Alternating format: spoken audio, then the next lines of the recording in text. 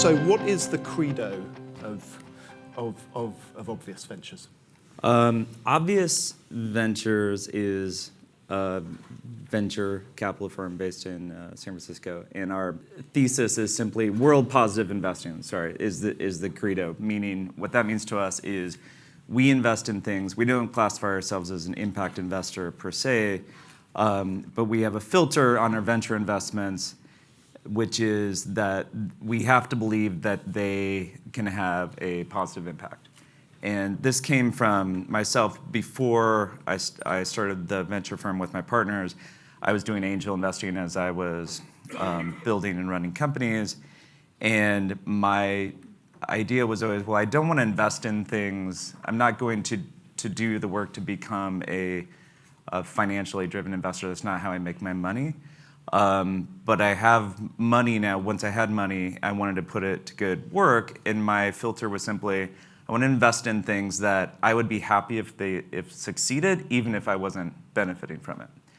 And that became a surprisingly useful way to narrow down and rule out a lot of things. And of course, technology is unpredictable, so you don't always know that things have a positive impact. But as that remained the thesis when I was talking to James Joaquin, who's my one of the managing directors of Obvious. I was asking him what venture firms are really focusing on climate and sustainability, because that was one of my biggest interests, but not an area of expertise for me. And he said at that time, which about 5 years ago, that there were some, but there weren't a lot at that time. And so that got the ball rolling to create this firm. And so can you recall any of the people that you've turned down because they don't meet that very simple test? I don't think I want to name names, but I'll name categories. I mean, what we generally don't do a lot of is things. There aren't that many things that we think, well, that would be evil and that's going to hurt the world. There are just a lot of things that are neutral. And we debate a lot. It's like, would this be, hypothetical examples, like Uber or Twitter, or things we didn't have a chance to invest in. We try to put it through the test to strengthen our thesis. And again, it depends a lot on where people take it. So one of the things that we incorporate into the thinking is, and increasingly incorporate into thinking, is really the values of the leadership and the founders themselves, because they have such a big impact, as much as the technology or the impact of whatever product it is in the world. We really look at how the founders are driven and where they want to take things. And so we ask founders questions like, what are your values? And then so there's a lot of things that we might not do just on the basis of, say, enterprise software isn't something we generally are into, but if we find there's a company called Gusto, which does HR, employee benefits, who is incredibly values driven and mission driven as a company, and so we're proud to be one of their investors. And do you require the firms that you invest in to have to measure their social impact as well as to bring about a financial return? We don't require that, no. Okay. And why is that? I mean, if one of the things you're interested in is that contribution to the wider world, why not try and measure it? I think it would. We're not against trying to measure it. I think we would encourage that. We focus on startups and I think as a startup founder myself, trying to measure that is a complexity that is, I think, maybe burdensome for a startup. I think in the very early days of a company that you're trying to figure out what works. You're trying to make something that actually has can succeed in the market.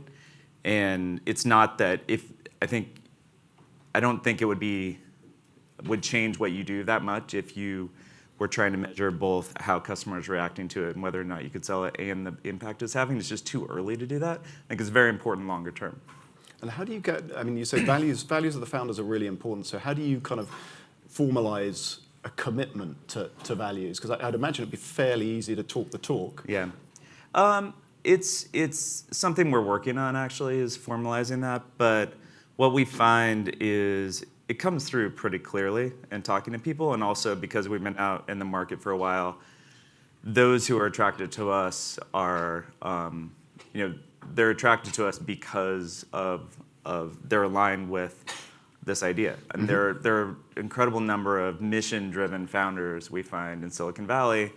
And it's hard, speaking as a founder myself, who really cares about the impact of the companies I've built, when you go and talk to usually Sand Hill Road venture capitalists, you kind of have to hide the mission part. It's not, everyone,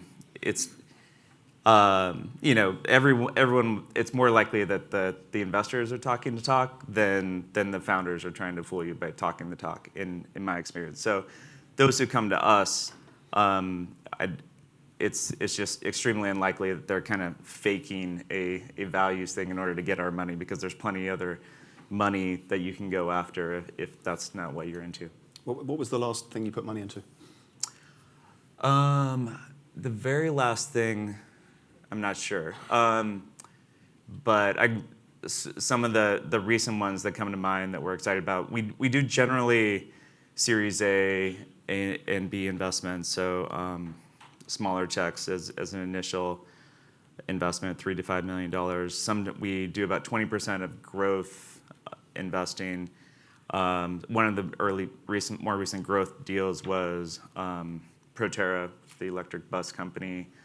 A lot of our things are not traditional tech. We do some consumer packaged goods and food. We did Good Eggs, did Beyond Meat, one of the leading alternative protein companies. That was an early investment of mine before Obvious, and then Obvious followed on with that one. Let's see, we've done a bunch of solar things, mostly on the software side of solar.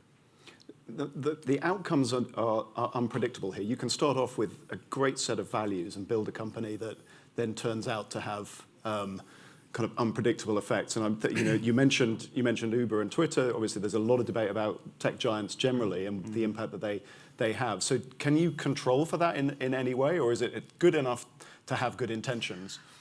I think you can. I think you have to start with intentions, and absolutely, it's hard to predict both what happens with a company and what happens where a technology goes, and especially in the long term. I mean, in companies, if the founders lose control of them, then they can be taken in very different directions. And then we've thought about, well, what if you could have invested in television early on? That would have seemed like the most miraculous world-changing investments, piping education and information into people's homes like never before, and we're all going to be better as a society. Lots of the same things that were said about the internet in the early days, or the automobile, and how world-changing was that investment, and was it net positive? It's really hard to determine these things, and so we think about that. But I think the starting point, there are a lot of things that are not as debatable, and I generally look at most technology as being neutral, the technology itself, because generally what technology does, in my view, is it just makes things that people want easier to get. That's almost every company, every technology company is simply making it more efficient, less work to get something you want. So if it's buying something, you got Amazon, one click is a major invention because it makes it that much easier to get something. Google makes it easier to get information. So most technologies are neutral, but certain, if it's an easier way to get energy or a cheaper way to get energy, and turns out that has less carbon footprint, then there's not a lot of way to take that technology in a bad direction. Can we sort of flip the lens a little bit, so from investor to someone who has run firms and sits on a board? In the prior panel, people were talking about the potential confusion that arises from having multiple objectives and not the clarity of a fiduciary responsibility to shareholders. Do you recognize that as a potential problem in running a company? Is it useful to have that laser-like focus on the shareholder? I think these things usually work out in the long term, and it usually comes down to a question of what's your time horizon. If you this is where the shareholders' interests and the world's interests or the customer interests become aligned. And sometimes you don't have the luxury of thinking very long term, but I think most things can be resolved, and that's whenever I try to run companies, I'm trying to build something that lasts. Of course, you can't have any positive impact if you run out of money, and so that's part of why it's so important to align your investors with the mission and the values of the leadership, because you have to have that patience to, and you have to have that view that actually, you know what, to do this the right way, in a way that is going to have impact, we can't take shortcuts, and we can't, and it turns out we're gonna make a lot more money long term if we don't optimize for the short term. And if you get the right investors, that works. And if you don't get the right investors, then you get into tense situations and sometimes lose control. And passive investors in this, do they sort of sit there and you don't think about them particularly because they're either in or out and it's not? Myself? Yeah, I mean, just as you run the firm, that's a huge trend in capital markets now, right? So how does it interplay with? I mean, as a startup guy, I don't think about that too much. The passive investors that I have are generally people who I just want involved because I know them personally. We don't really have a situation where there's just money that's sort of not connected to the people as you would more in a larger company or in a public market. We have a question from the app, which goes back to something we right at the beginning. So how would you measure the positive impact that you thought would be there? How would you measure that it actually materialized? So to do so right at the beginning is hard for a startup, but do you kind of follow through and look at what happens over the lifetime of an investment? I think it's very, very company dependent. I mean, if you look at some of our investments in electric bus investment, you can easily measure the impact of that by how many buses are you taking off the road and how much fuel is being saved and what's the carbon footprint of that, or Beyond Meat, if people are eating that instead of burgers. You can measure that sort of investment if that's how the company is focused. If it's on what we do at the company that I run day to day, Medium is a media company. We publish. We're a publishing platform that is subscription based, and the goal is to publish and give access to high quality information and ideas. That's very, very hard to measure, and that's the case where I'm saying as a startup, trying to measure the actual impact of that would be very complicated and something we're not sophisticated enough to do yet. But what we can measure is the success of the business, and we can just really follow our intuition, our gut, and say, is this the type of stuff that we want published in the world? And sometimes it's not. And we look at even with that company, there are things there. If we optimized, for example, for short-term traffic, we could look at our product and the results and the experience and say, you know what, that's not what we're going for.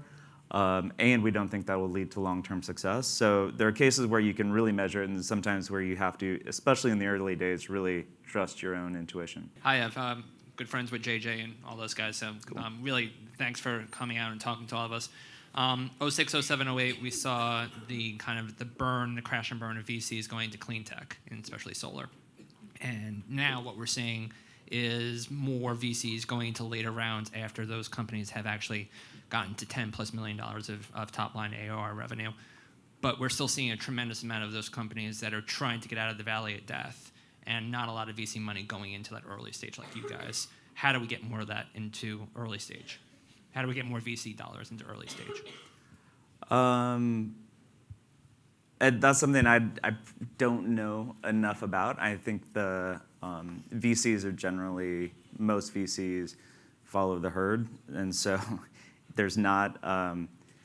They invest in what's hot, and they don't take a lot of risks, despite the name venture capital and the reputation. So I think maybe they're the wrong place to look. I mean, the nice thing is today there is a tremendous amount of money, probably represented by this room, that is interested in different types of deals. And I think there's one of the things we found with Obvious is there's just a ton of stuff that most VC firms are overlooking, and that is reasonably priced. And whether it's in solar or some of these other categories that we're looking at, where companies are performing very well because they're not the things that are hot. And so, and because there's whether it's family offices or other types of money, there are a lot of people who want to put their money in different places, and so it could be that VCs aren't the ones to convince. I recently became a subscriber to Medium. I didn't know about it before. You're welcome. I hadn't seen it before when you had advertisers. How is that going? If you could talk about that, is it going like you thought it would go, or are you learning new stuff from implementing this? A little bit of both, a little from column A, a little from column B. So the quick answer on that is we shifted about a year ago and said we're not going to pursue advertising or brand-sponsored content, which was a business model we were developing. We never had lots of banner ads like the rest of the web, but we shifted to subscriptions based on the idea that was the only way to align the business model with the impact we wanted to have. Meaning, an advertising model I think is incredibly corrosive to the quality of information that consumers get, and one of the biggest issues we have in just really the world in terms of what people believe and understand, because the consumer who's consuming information, the information provider is not rewarded by them. So their value is not judged by them. It's judged by the advertiser in getting attention. And so in my view, all quality information publishing is either going to be paid for by philanthropy or by consumers directly, largely the latter. And so we are trying to build a subscription product that gives people access to quality information and charges them directly. And it's going very well. We're just a few months into it, and we're happy so far. Thank you for subscribing. Yes, question here. Microphone is on its way. Thank you. Paula Recat from Ashoka. And I'm curious to know, how do you think of philanthropy in the mix? Has your investment strategy sort of taken the space of what would be philanthropy, or do you still keep a bucket? And do you ever mix them? Do you go, for instance, sometimes in a company with a startup capital as philanthropy, and then later on maybe growth capital as investment? Yeah, so I also have a foundation with my wife where we do philanthropy, and we support some of the same ideas and missions, but not the same entities. And I suppose it is possible to mix them in certain cases. There's a group in Berkeley called Cyclotron Road that is a lab for deep technology around sustainability, and it's not quite ready for investment, but it's the type of products that could be commercializable. But at the stage they're in, they don't make great investments. So that's a group that we support through our foundation, and we don't know yet, but there could be a very nice stepping stone there. So part of the win might be knowing about those technologies as they develop, but right now it makes sense as a philanthropical. I know you have to go, but we've got time for one more question. Okay. So at the back there, and very, very briefly, if you could. Thank you for being here. Erica Karp with Cornerstone Capital. Hi. I don't know how many people have asked me recently that cannabis and blockchain are impact investments. Together? Yeah. Those two? Isn't that the better way? Yeah. I'm in. Me too. Using your framework, how would you make the analysis of what the potential impacts of investing in those two areas would be? Sure. So blockchain is squarely in the neutral category. In my opinion, there's a lot of people who are religious about that and decentralization, and I can kind of get on board with the very high level blockchain or decentralized solutions to a lot of the things that are centralized now. There's a lot of applications of that I definitely think could be world positive. The technology itself, I think, is totally neutral, and so it depends on the application, and it's really early, but promising. And we're definitely looking into blockchain-based companies at Obvious. Cannabis, I mean, there's depends on the application, I guess. I have less strong views on cannabis. Yeah. Okay.